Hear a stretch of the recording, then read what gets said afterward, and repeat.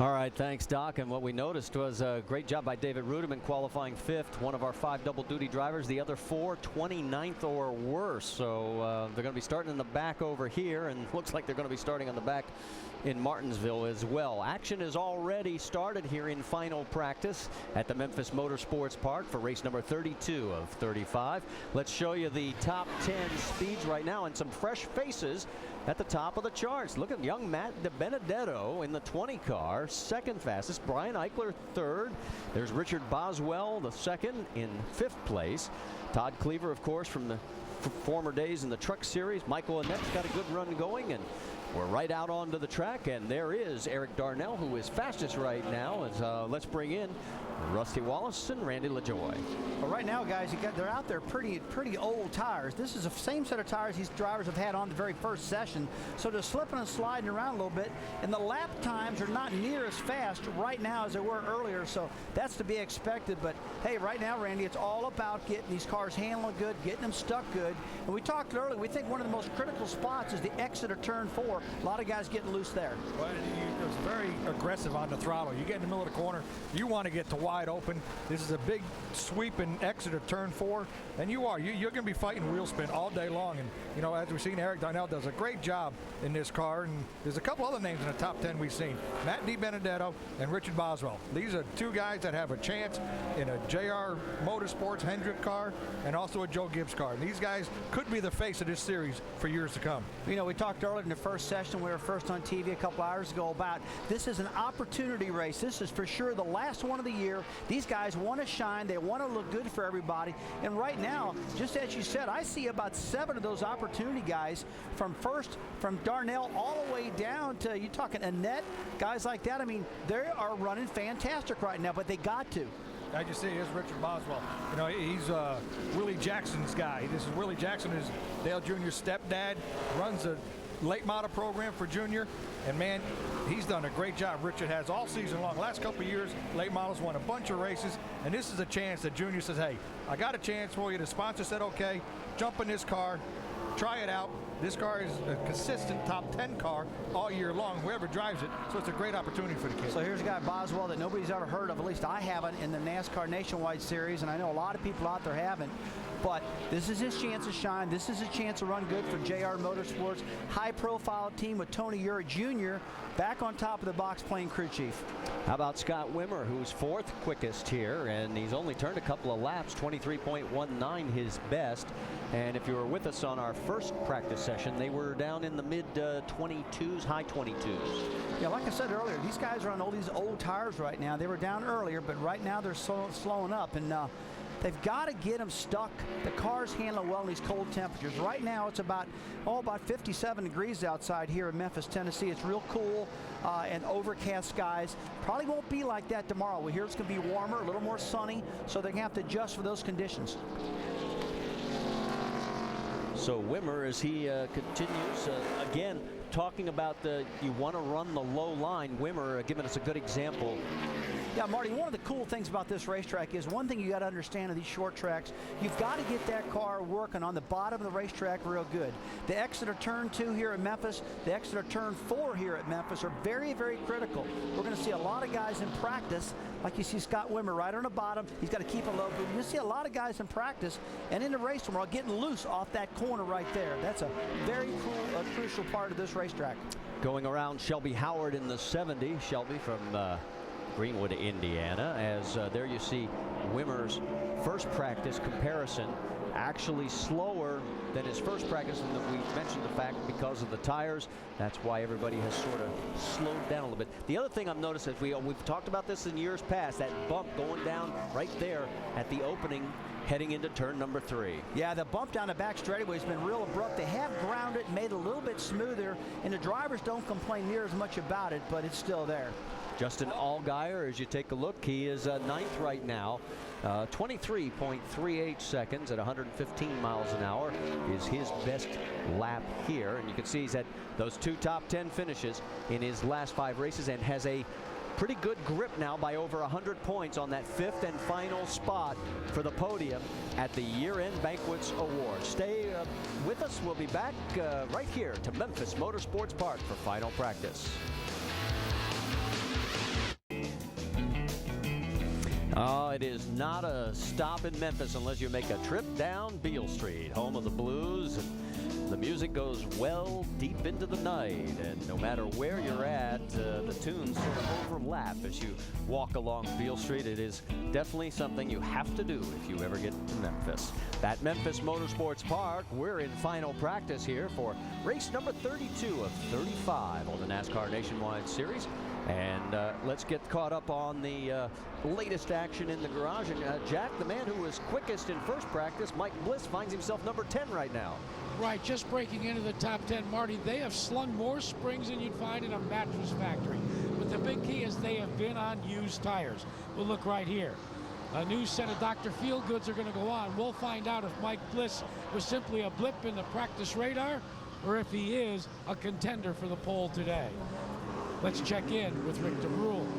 Well, we've got some guys here who are making their nationwide debut. One of those is Matt DiBenedetto. He's doing it in the number 20 car, and right now he is second fastest on the track, which is great. This is the first time he's ever been here to Memphis. He's done well in the Camping World Series. He's got a couple of victories there, but of course now this is a whole new ball game. He did get to test some with this team on the Motor Mile, but once again going out there, they've said the thing he really has to get used to is the tires, understanding that you can't slide these tires, you can't overwork these tires. As a result, he's getting better, he's getting more time up, and right now, like I say, he is second on the charts. And one of 4 Nationwide Series drivers that are looking to make their first official start as we come topside. I'm going to go back to Bliss for a second, because if you were with us through that first practice bonus coverage that we had, he was quickest even late in the run by a good 2 to 3/10 of a second. Why would you start changing all those springs and everything before you really needed to? Drivers want to feel. They know what they want. They say, okay, we changed the gear ratio. We got 20 point less gear than we had. He wants to get the car rotating through the center of the corner. Rusty, I think he goes to the same hair guys. You got the comb forward. Yeah, well, there's nothing wrong with that, man. I've got the aerodynamic look going on. You know that. Hey, going back to him, though, a lot of the guys, we went and talked to some of the guys after the first practice session was over, and they all said, hey, this Bliss, man, he's flying right now. We don't know what he's got. He's on a roll. He ran good at Charlotte. He finished second with his team at Dover, Delaware. And here in Memphis in the first practice session, you're right, guys. He was like 2 or 3/10 of a second faster than the rest of these guys. So they're all shooting at Bliss right now as a fast guy here. So in essence, Mike Bliss was just trying to experiment a little bit. They're seeing if something was better. Maybe they're switching back. We'll keep tabs on it and see if they get back to the top of the charts. Right now, it's Eric Darnell who is making his first Nationwide Series start here at Memphis. Now he's had top 10 finishes in all 3 of his Truck Series starts here at Memphis, so he knows the track real well, and it looks like they're getting that car dialed in. That's something Eric Darnell has done a great job in all the Roush cars. Whatever he's driven this year, he finishes the races. There's only one race he hasn't finished, so that's one good thing that the crews like. He's not tearing up equipment, and the car owners really like that too. Hey, you're sitting there watching Eric Darnell and Stephen Wallace right there. Darnell has been working really hard on the entry at turn 1 and the entry at turn 3. I've been noticing the car struggled a little bit, trying to keep the nose down. That area right there, off the exit of turn 4, is the area I was talking about earlier also, where these guys are going to have to work hard to get the cars turning good if they're going to run good in this race tomorrow.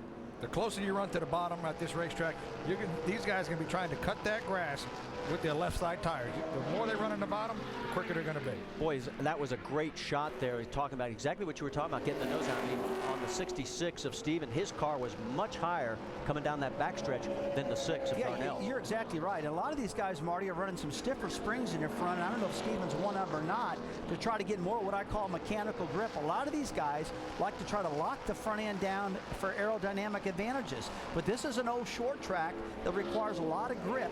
But I'm sure that these crew chiefs, if he's watching this right now, would love to have that nose a little bit lower yet. Well, I mean, the springs are so soft in these cars that they have to give it a lot of clearance in the straightaways. When they go through the corners, that thing is pretty much slammed right on the earth. Randy, I noticed, one thing I've noticed, let's take a look at Brendan Gaughan and see if we got the same look on the front of his car on the 62 as Stephen Wallace said. They're both teammates, so you'd think they'd have close to the same stuff. Well, you're the car owner. Can't you figure that out? Well, let's take a look here. It looks like it's just as high as Stephen's car, so if I was them, I'd go back to working those shocks and springs or something. Get that front end down. Right in front of him is Scott Wimmer, and this will give us a good comparison because we can watch Wimmer going down that back straightaway. It seems to be our best angle on it. We get that low look and give us an idea. Randy, just because I own those cars, you think I know all the setups in those things still? You don't? No, I don't know. Back when I was driving, I was into all that, and I still pay attention to it. But I could tell you, man, I don't know what's in there. Scott Wimmer didn't get the memo. We needed to stay out there one more lap. Jack, what's going on? Well, we had a humorous moment down here between Brendan Gaughan and Stephen Wallace. You know, they're separated in their pit stalls by 3 cars. Well, it seems Stephen pulled in and is so used to carrying the U.S. Fidelis on the side of his car, he pulled into Brendan Gaughan's pit stop. Brendan Gaughan pulls in. He doesn't know where to go. It was a big snafu, and they kept saying, "Where's Rusty? Where's Rusty?" Jack, you know, those are big boys down there. They need to bail themselves out. They got to quit relying on me so much, man. Hey, check the speed charts there, boss. Your man just turned fast lap in this session, 23.10 seconds on old tires. Well, I guess that nose height is kind of okay right now. Maybe he pulled into a different stall. Yeah. You find out whose stall he pulled in and tell Stephen, go pull in that one. Tell you, one thing I don't like about that car, though, is getting a little bit loose off the corner, and that's not good. Jack, looks like Justin Lofton's getting those 2 laps that he needs. Yeah, he needs those 2 laps to be pre-qualified to drive in the race itself. Now, Ricky Stenhouse Jr. giving him some last-minute instructions. They like the setup on this car. I talked to Justin just a couple of moments ago, and he said they wanted to get the car dialed in so I would have a feel for what it would be like under race conditions. This could very well be the only 2 laps that Justin Lofton drives all day. The big question mark and the reason why he was here is simply because of the fact that should something untoward happen in Martinsville and Matt Kenseth not make it to the race, Ricky Stenhouse Jr. will not be able to start this car and retain his rookie status for 2010. Lofton says 2 laps or 200. I just want the shot. Hey, Jack, I got a question for you. I mean, Matt's getting in his car, and you say he's going to do 2 laps. I mean, is that all he's going to run, or is he going to try to just run until he gets feeling comfortable in his car? They like the way the car's set up, Rusty. He only has to run 2 to be qualified to race in the race, but they hope that, and Justin especially, hopes that he can get maybe at least another 20 or 30 minutes in this car to see what it does through a full run of tires. Now, they check their tires, and they can get 60 laps on a set. So it'll be fun to see just how long Justin stays in the car. Well, I don't know if you guys saw that final at the ARCA race at Rockingham. Yes. I mean, Parker Kligerman did everything he could. He won the race, but boy, Justin Lofton won the championship. He did exactly what he needed to do. On the white flag lap, going into turn 1, he was driving underneath the guy for 3rd place and darn near spun out. I was on top spot for my son who made his debut, and man, Justin just did a fabulous job all weekend. Kelly Byers now, not only this is his last ride with Harvick, but he just signed on to drive Junior Motorsports car next year, the 88 car. Yeah, he'll be over in that 88 with Pops, as Tony Eury Sr. will be calling the shots there. As our final practice here at Memphis Motorsports Park continues. And tomorrow we'll have qualifying at 10:45 in the morning and the race later that afternoon. Right now, it's Brendan Gaughan on top of the speed charts. NASCAR Nationwide Series Final Practice, brought to you by Dickies. Wear with purpose.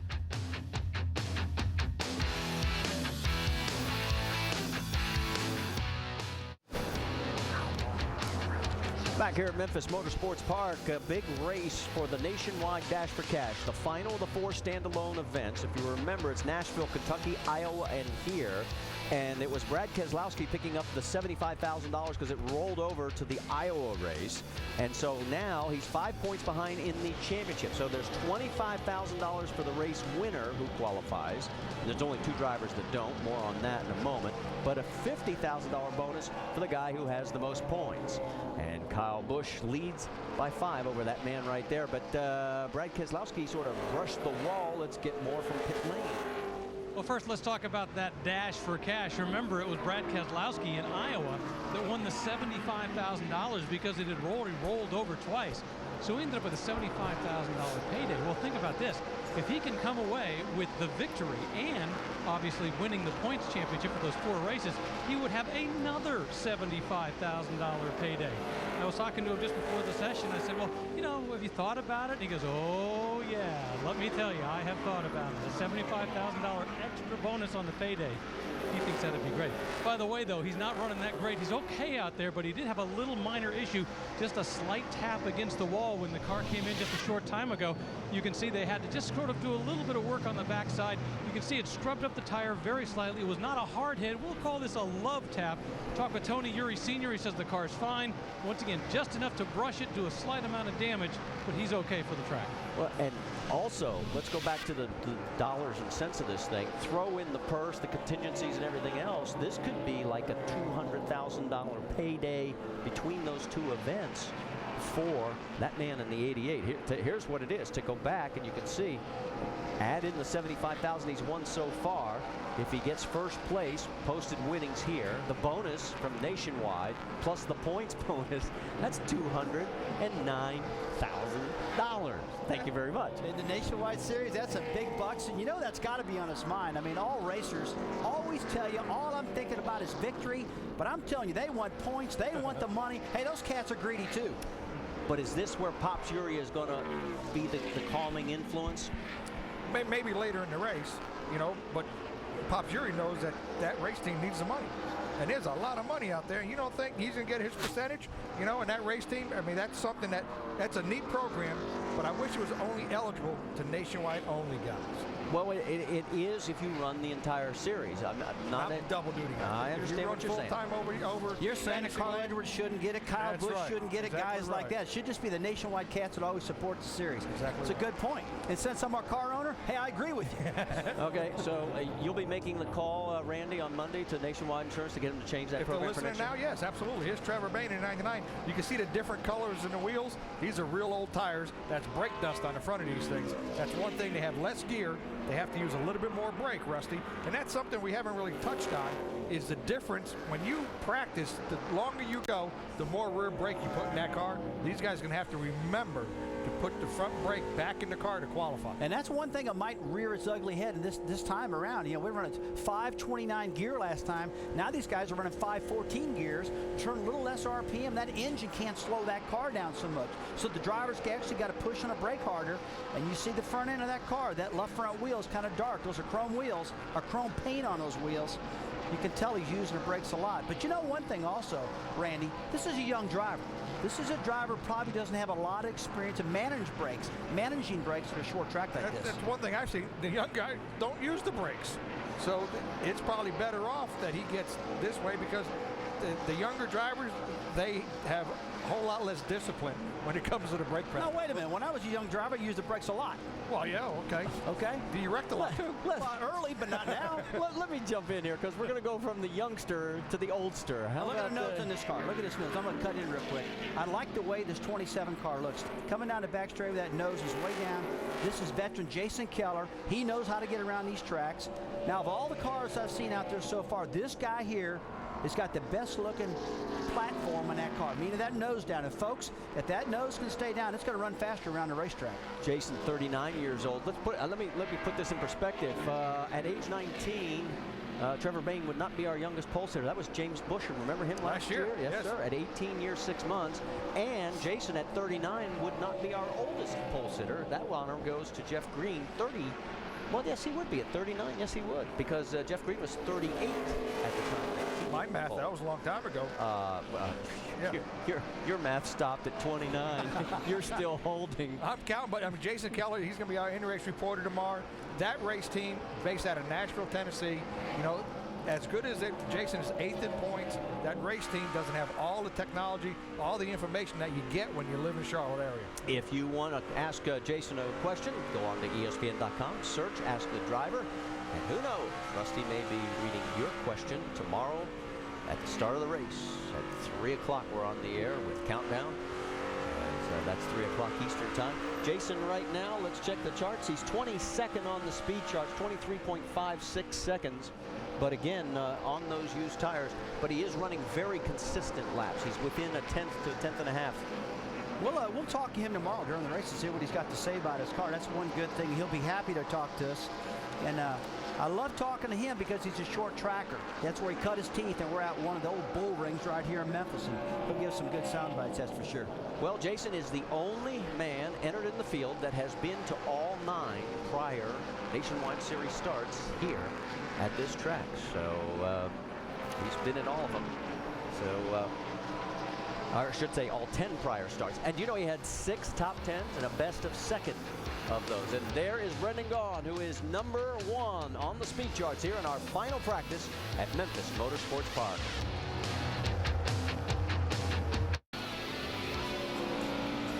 Let's talk about the Motorsports calendar, because we've got nationwide series action tomorrow morning with qualifying at 10:45 a.m. Eastern, and then our race coverage begins with countdown at 3 p.m. Eastern, all on ESPN2. Sprint Cup Series practice tomorrow morning at 10 a.m. leading into us. Happy hour tomorrow at 6:30 p.m. Eastern, and then the race presented by Goodyear Sunday 1 p.m. Eastern over on ABC, and then NASCAR now Sunday morning 10 a.m. Eastern on ESPN2. Well, back here at Memphis Motorsports Park in final practice, we've seen some fresh young faces moving to the top of the speed charts. And then all of a sudden, just before the break, Mike Bliss must have got the right springs put back on the car, because he jumped back to number 1. As the number 32 of Brian Eichler, another one of those fresh young faces, he's 5th right now. We saw a lot of the guys go out at the beginning of this session with older tires on, and some of those new names popped to the very top, like you said, Marty. But right now, you got Bliss and Brendan Gaughan and Eric Darnell, the first 3 cars. And I really think as we start running out of time, you're going to see some of the same old guys in the top of the points move to the top. As you're looking at Mike Bliss right there, he'll be one of them.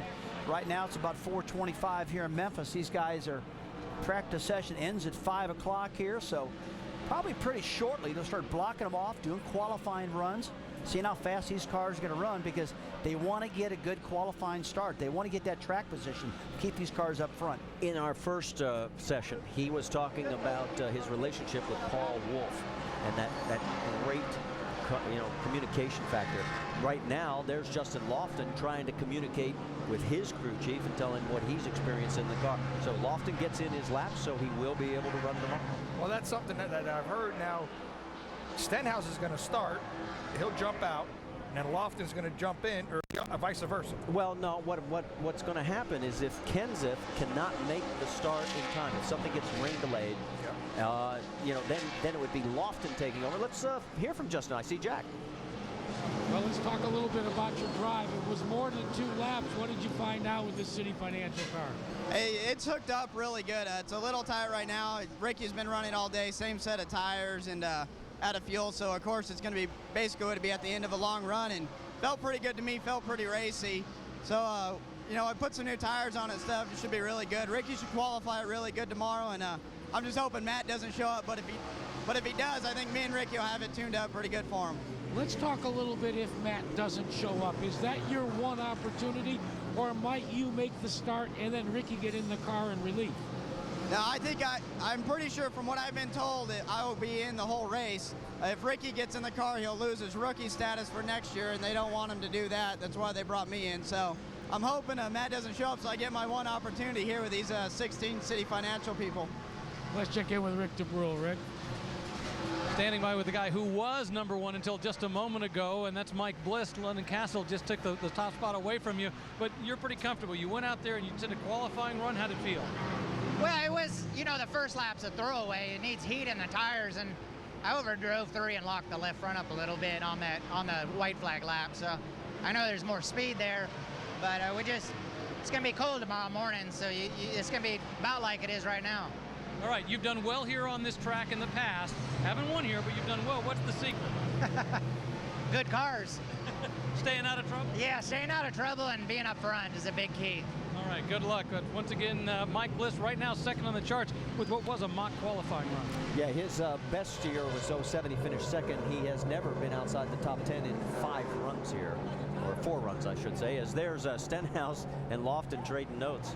I really kind of wonder why they're using 2 drivers. If Lofton's going to run the car and stay in it the whole time, if Matt can't get here, why does Ricky come into the picture, guys? I don't get that. Yeah, especially since the car is going to start in the back of the field anyway. Maybe it's because Ricky knows what Matt likes in the setup, perhaps? Well, it could be. It could be that. But, Lofton's had a lot of success in the ARCA series. He's won races. I mean, he's a good driver, just like Ricky is. There's no doubt about that. But I don't like mixing this stuff up too much. It gets everybody confused when they have too many drivers. Well, we've seen that happen at Dover with Matt DiBenedetto. If they're not the same size and they get in the car and they're not comfortable, something can happen that's really, you don't really want it to happen. Well, while they continue the debrief back there, let's go back out on the track, check in with Richard Boswell II in that number 5 car. Now, he has shown 10th on the charts. He's run 43 laps in this final practice session. 1998 World Karting National Champion. He finished 4th in the 2008 UARA Star Series in the final points there. And son of former Nationwide Series driver Dixie Boswell. As you see, watch him go down in turn 3 here. Just bottom out a little bit.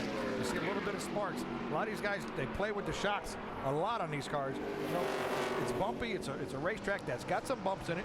You didn't have nothing to do with that, did you? No, I didn't have anything to do with the bumps. You know, I placed him just perfect at the Iowa Speedway and put on good races. Did you like that? It was beautiful. It was a big race, wasn't it? Hey, well, Tony Kanaan didn't like him. Hey, you know, you just watch Boswell come down this back straightaway, like you're talking, Randy, getting into turn 3. Let's watch this one more time. See those sparks? Now, to me, it looks like that particular bump right there really sets up these guys for a bad entry into turn 3. If that car bottoms out too bad, it looks like they've been struggling with that. No, it doesn't bother you. I mean, that's just, it tells you you need to lift. And then, okay, you hit the bump and you're shooting for your mark going into turn 3. It really doesn't upset the car a whole lot. And let me apologize to Dickie Boswell. I sort of slurred his name there. It sort of came out wrong. That's dad of son. And son right there doing very well in his first ride in this 5 car. Stay with us. Final practice continues.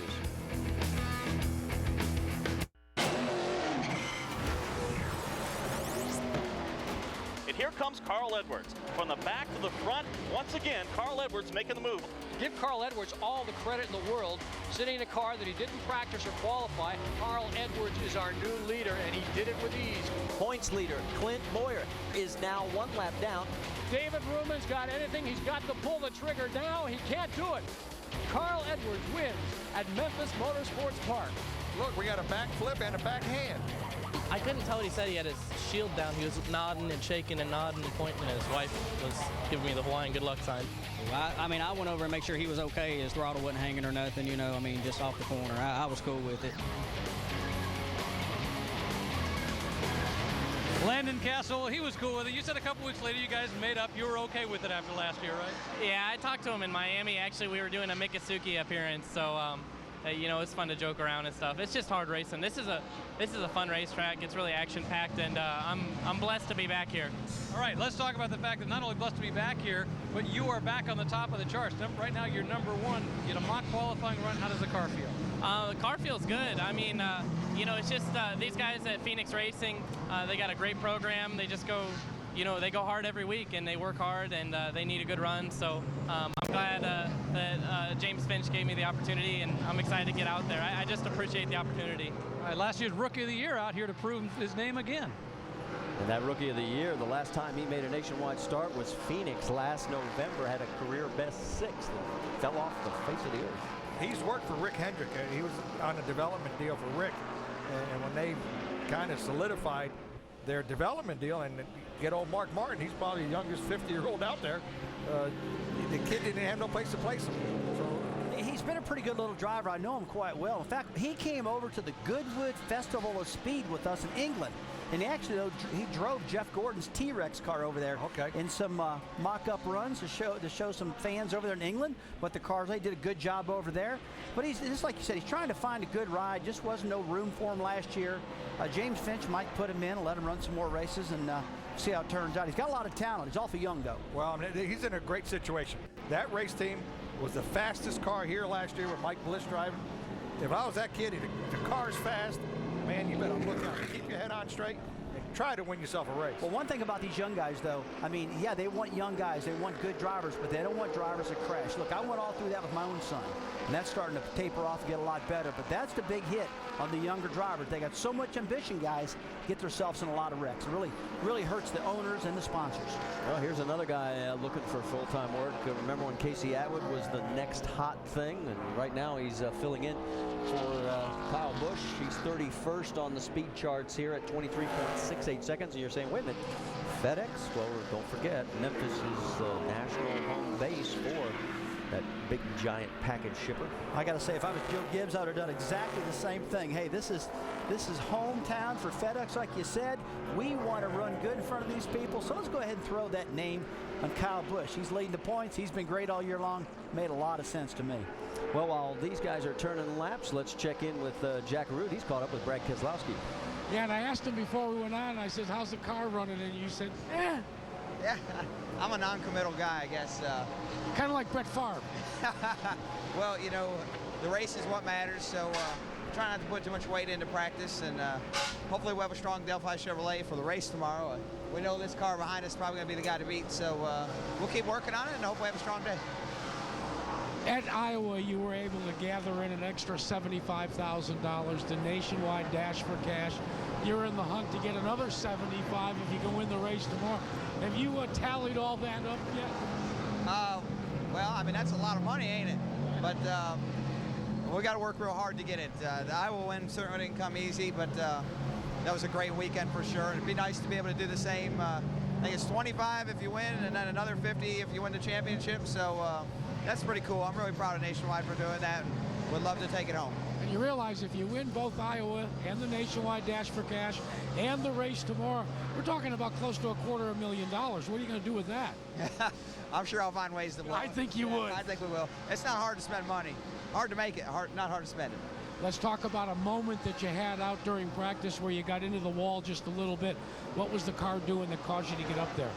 Well, the tires are falling off really fast, which is, you know, it's cool. It's just another thing for the drivers to have to face and to try to work around. And tire fell up a little bit on me, and I just didn't quite anticipate it enough, and just pushed up into the wall a little bit. Nothing other than a few scratches, and my junior motorsports team will fix it up. It'll look good as new tomorrow. Brad, we're seeing a lot of guys, especially in turn 3 and 4, getting in, and if you don't hit the in just exactly right, it comes back and bites you coming out of 4. How big of a challenge is 3 and 4 here? This is a tough track all the way around, not just one corner.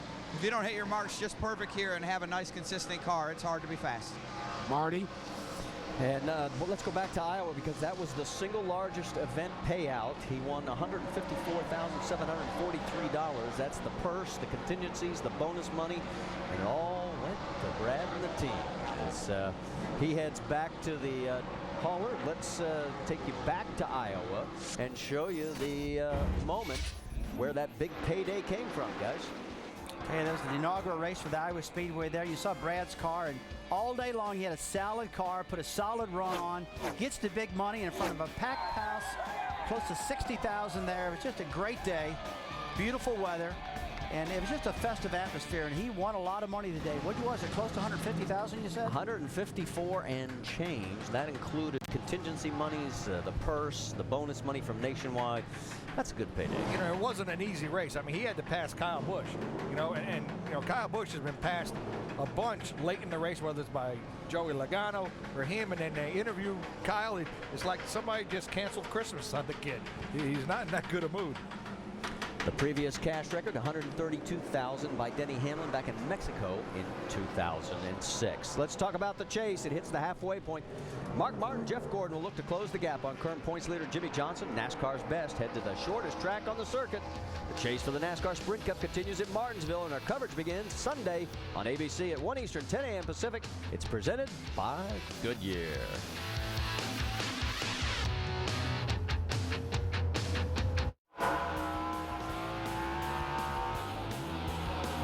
The clock is winding down on final practice here in the NASCAR Nationwide Series. Stop number 32 of 35, and you can see that Landon Castle has taken over the top spot. Stephen Light has moved into second ahead of Mike Bliss. There's young Trevor Bayne, Brendan Gaughan, Matt DiBenedetto, Brian Eichler, all the way down to Scott Wimmer. Speaking of Stephen Light, he is with Rick DeBrule. And Stephen Light says the good news is you left a little bit out on the track. You say the car is even faster than what you just turned. Yeah, this Holiday Inn Chevrolet has really been good since we unloaded it. Made a lot of changes actually in the first practice to make it better, and a couple of changes we made really brought the car to life. So I'm pretty happy with this thing. I took it pretty conservative in that lap and to run that fast. I think tomorrow the pole's only going to be about a 70 or 80, and that's if it stays cool. If the sun comes out, it'll probably get a little hotter.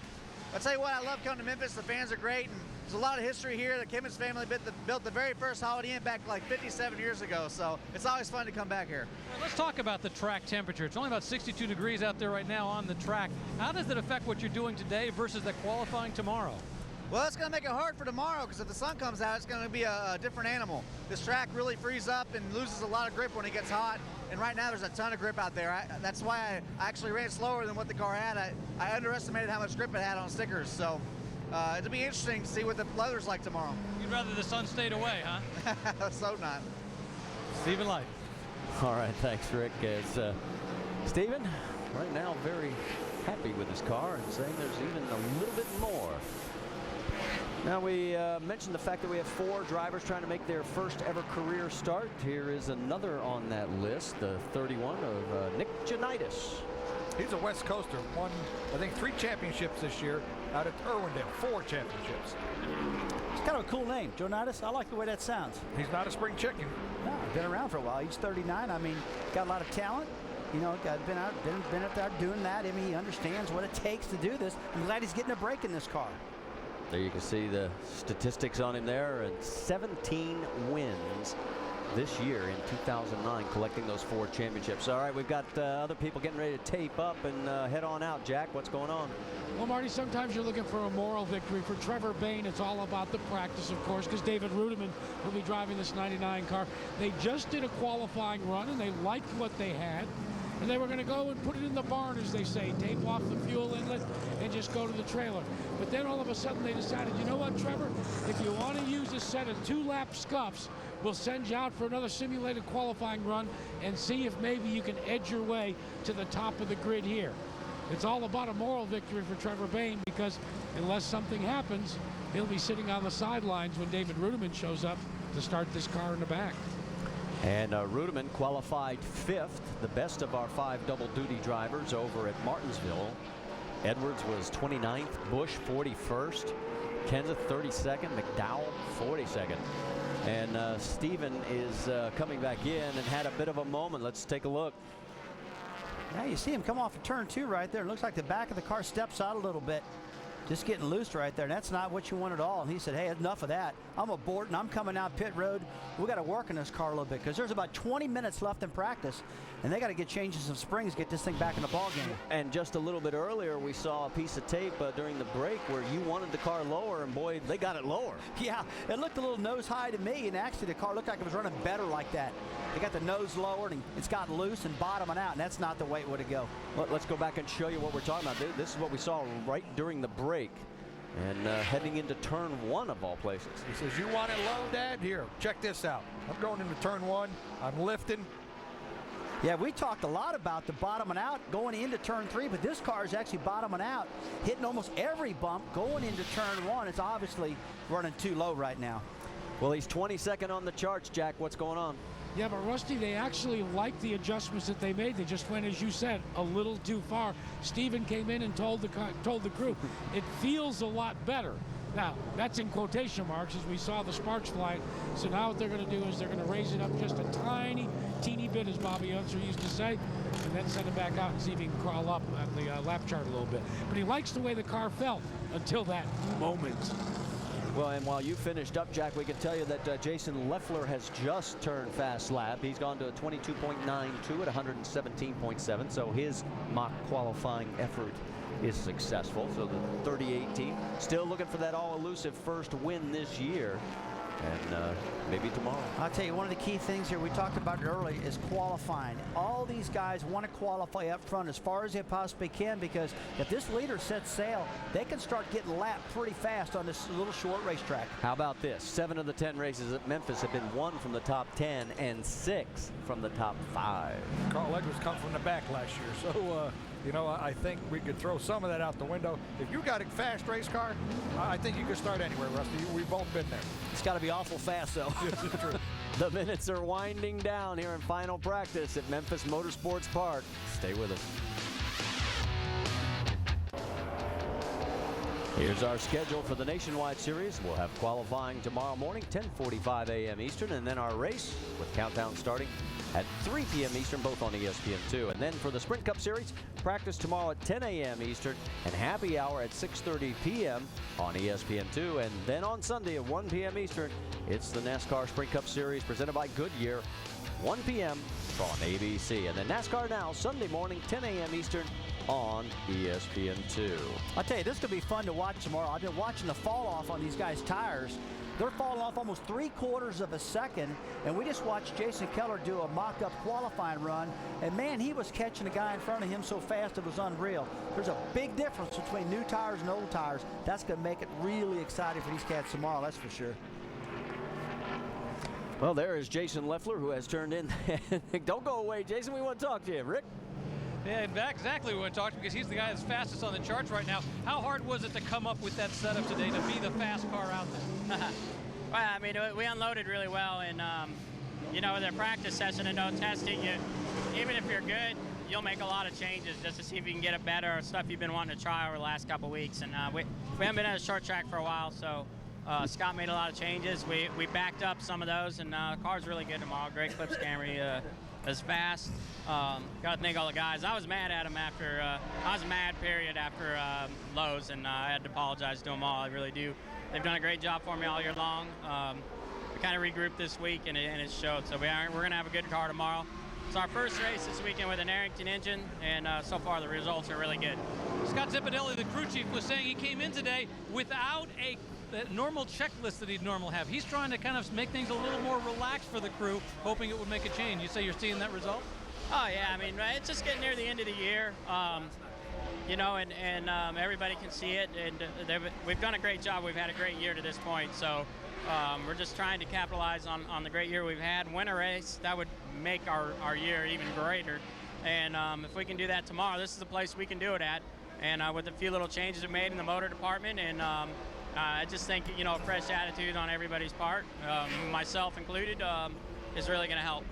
Got to end on a high note. Jason Leffler, once again, right now, at the very least, at the top of the charts. Marty? Well, and let's go back to the low note because he made reference to last week at Charlotte, and let's take you back because a lot of people got swept up because of this mistake, which he freely admitted was his fault. Watch the 38 slide up into Darnell, and then it was trouble even further. Well, he made a rookie mistake. Watch him slide in. Oh, big crash on a 16 car there, Kenseth. But you know, these drivers, you know, we've all made mistakes, Randy, and that was just a big one out of Jason. But what he got loose is he just started collecting everybody. I mean, it was one of the biggest wrecks we saw at Charlotte. You've never had a driver make a mistake. If you're a driver, you've never made a mistake. You try not to, but man, every now and then you just can't be, you know, pulling the wool over their eyes too much more. This is true. Yeah, the cameras say too much. 5th in the points right there. Justin Allgaier. Yep, and he's 20th on the charts right now, 23.38 seconds. You can see his front, the difference between the color of the front wheels and the back wheels. He's on old tires here. Yeah, real old tires right now. His last lap was a 24.14 compared to the pole sitter of 22.90. So over a second fall off on these tires right now, which on a short track is a ton. You know what? What's amazing, guys, we're going to see qualifying tomorrow. We're going to have 15, 20 cars within a 1/10 of a second. Seems like it always happens on a short track, just like you said. Trevor Bayne got a little loose there for a moment, gathered it back up. Not a big moment, just a slight little twitch. And you can see that he is 7th here in this final practice, 10th in the first session. Looks like these guys get so much momentum, Randy, off at turn 3. As they get it through 3 and start exiting 4, it looks like they really pick the throttle ups early, and they do a lot of passing around this start-finish line, getting down into turn 1. Absolutely. This is the racetrack. Turns 3 and 4 is very similar to Richmond, where you get in the corner and you pick the throttle up as quick as you could. Jack, you've got more on the 99? Yeah, remember, guys, this is his mock qualifying run.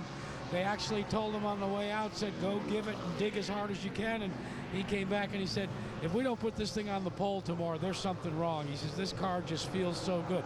Now, remember, they're running with scuffed tires, but they're taking a mock qualifying run right now for a moral victory for Trevor Bayne. Well, his best was 23.09. That last lap was 23.32. Well, they said, you know, this was a set of 2-lap scuffs that they had, maybe not from today. So that's something that, you know, you can bring old tires, and usually old tires whether they're scuffs or stickers, aren't as good as a new batch tire. Well, one thing you got to remember here is that these guys get 5 sets of tires total. Everywhere else, they get 6 sets of tires. Now, one time this year, they went to Dover, Delaware, and NASCAR gave them an extra set, which put them at 7 sets. But these guys really got to watch their tires right now. Jack, these tires, very important out there in these guys. Yeah, Rusty, and what people are finding with the temperatures the way they are, and as we've said before, this is a new compound, a brand new sticky tire that they're using. For Trevor Bayne, he said, man, if they would give us just one more lap to warm up, he says, I think these would come in. I think what these teams are starting to find out is the scuffs would be okay if you can get heat in them. Unfortunately, in NASCAR, Rusty, as you know, you can't preheat the tires. Well, you hit the nail on the head, and it's going to be very important in this race tomorrow. If you remember, this particular track in the past, we've had a lot of cautions, a lot of crashes also. Not last year, but the year before, about 25 cautions, a big number, Marty. And these guys know that with this stickier tire, it's going to help, and that's one of the reasons Goodyear brought this tire. But I'm a little upset to hear that they're still a little hard to get a hold of that first lap. But just think how hard it would have been if they had the older tire, the harder tire. Well, Rick DeBrule and I were talking to Jason Ratcliffe this morning, and he felt that it could be as many as 4 or 5 or even 6 laps before you see them really hit their peak performance. Speaking of Rick, he has caught up with young Matt DiBenedetto. That's right, DiBenedetto. Everybody keeps trying to put an extra syllable in it this weekend. Who right now is 3rd on the charts, and this is the first time you've ever been to this track. So here's the question. In a mock qualifying run, how did it feel? Were you at the edge, or is there more left?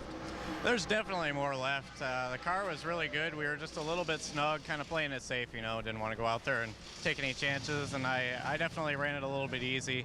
You know, just wanted to get a good solid practice day in, get used to working with the guys, and the car is great. I just got to thank all the Pizza Ranch guys for coming on board. That means so much to me that they came on to sponsor a rookie like me, but and all the guys at JGR and Toyota. So I'm looking forward to a great weekend. The car is really good, and make a couple little gains on it, and I think we'll be good to go tomorrow.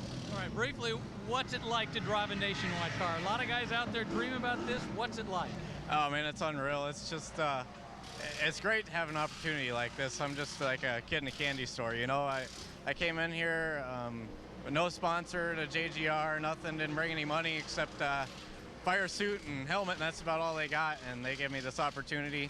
It's a dream come true to be doing this. Matt DiBenedetto, not bad for a guy who just graduated from high school in June. And he's going to be having 4 more rides in that car next year. So Pizza Ranch has signed that deal. Let's talk quickly about the chase for the NASCAR Sprint Cup. It continues at Martinsville. Our coverage begins Sunday on ABC at 1 Eastern, 10 a.m. Pacific. It's presented by Goodyear. Practice winding down. We'll get ready to qualify, and we'll set it up when we come back.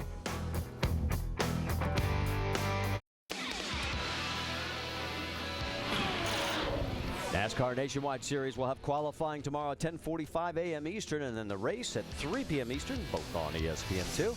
Sprint Cup Series action practices tomorrow morning at 10 a.m. Eastern. Happy hour at 6:30 p.m. That's on ESPN2. And then the race presented by Goodyear Sunday 1 p.m. Eastern on ABC. And don't forget about NASCAR Now Sunday 10 a.m. Eastern on ESPN2. Time is winding down, and a new number 1. Stephen Wallace taped it up. You can see on the pylon there. There he is, climbing out with a 22.91 by 1/100th of a second over Jason Leffler. Dad, you got to be happy. Well, I'm pretty happy right now. I mean, he got that car handling better. They put fresh tires on it and taped it up and went and did their deal. And they look pretty good out there right now. Looks like I got a NASCAR official. But the official's smiling, though. Doesn't look like he's getting chewed out. Usually he's getting chewed out when an official walks up. Well, that's the gadget, you know, Mr. Gadget. All right, let's check in with Jack. He's caught up with Trevor Bayne. Yeah, Trevor Bayne is smiling as well. So what is it going to take to put this Aaron's car on the pole tomorrow, Trevor? Fast lap time, I guess. No, I think we need about 4 laps of qualifying to get heat in these tires. Need to go talk to NASCAR, see if we can get some warm-up laps or something. They're just so hard, you know. You really got to be careful that first lap. We went out there, just slid up the track to like the 4th groove in turn 3 and 4, getting up the speed, and that's going to be the deal, is just who can get the most heat in the tires for the second lap. Unfortunately, I'm only going to get to make about 2 more laps, and then Rudiman's going to fly in big time, you know, got to come take over. I'm going to call him here in a minute and tell him the car is terrible. He needs to stay in Martinsville, you know, his cup car is really good. So I'm trying everything in the book, and if that doesn't work, I'll wear his fire suit during the national anthem and sneak in the car. There you go. Let's check in quickly with Rick DeBrule. Rick? Yeah, Jack, let's talk about the one car we have not really seen during this session. For the last hour, Carl Edwards, number 60. We're showing the pink colors for the Breast Cancer Awareness Month. This particular race has been sitting there for the last hour. Augie Vidovich took the car out, was very comfortable with it. They decided they didn't need to mess with it anymore. It's been sitting there for the last hour. They're working on tomorrow's qualifying setup. Well, don't forget, Carl has won 3 times this year coming from the back of the field, so it's nothing he can't prove that he's done before. Well, exactly right, Marty. He's done it before. This cat knows how to do it, and he knows he's got to come from the back. Did it again. But, you know, I've been watching some of the stuff going on out there, and what I hear all the time out of these competitors is, hey, the first lap is really squirrely. It's cold out here. They're going to have to really watch themselves in the first lap qualifying tomorrow. And when that race starts, they got to watch the first 5 laps till that pressure gets up, because we don't want a big crash. Who takes pole? Oh boy, you can throw me under the bus. Yeah. Let's see. I'm going to go with Landon Castle. All right. That's a big surprise. What about you?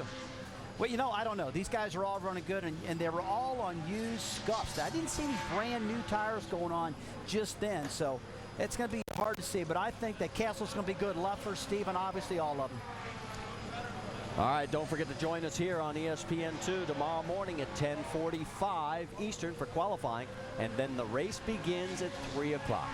Coming up next, it'll be NASCAR Now, presented by Wrangler. For our entire ESPN crew, for Rusty Wallace, Randy LaJoy, Jack Arute, Rick DeBrule, I'm Marty Reed. Thanks so much for joining us here at Memphis Motorsports Park for NASCAR Nationwide Series Final Practice. We'll see you tomorrow here at Memphis. As we always like to say, till we meet again.